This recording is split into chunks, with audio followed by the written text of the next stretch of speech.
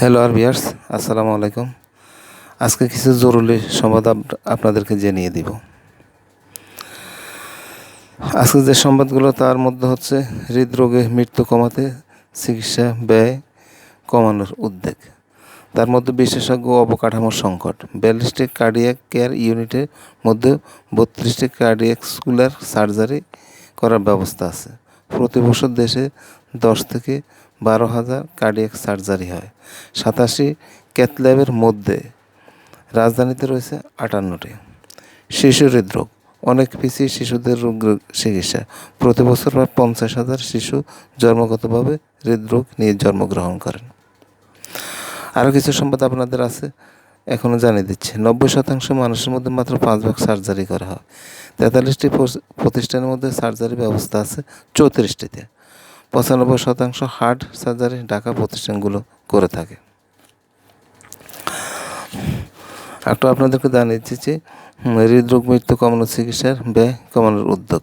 স্বাস্থ্যসেবা কয়েক মাস ধরে হৃদরোগীদের চিকিৎসার জন্য ভারতে যাওয়ার প্রবণতা কমেছে।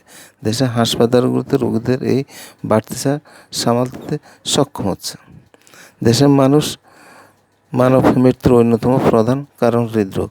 এই পরিস্থিতি মোকাবিলায় প্রতিরোধযোগ্য মৃত্যুর হার কমাতে একগুচ্ছ পদক্ষেপ নিচ্ছে সরকার।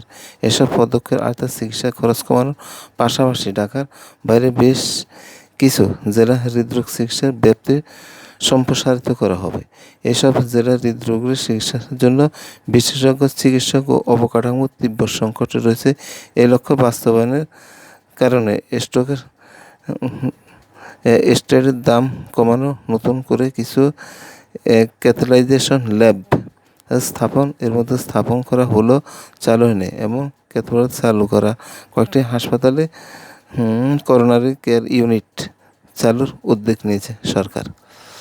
আর একটি সময় আপনাদেরকে জানিয়ে দিচ্ছি,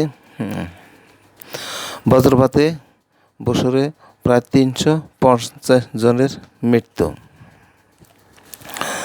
জুলাই ডেঙ্গু পরিস্থিতি আরও ভয়াবহ শঙ্কার।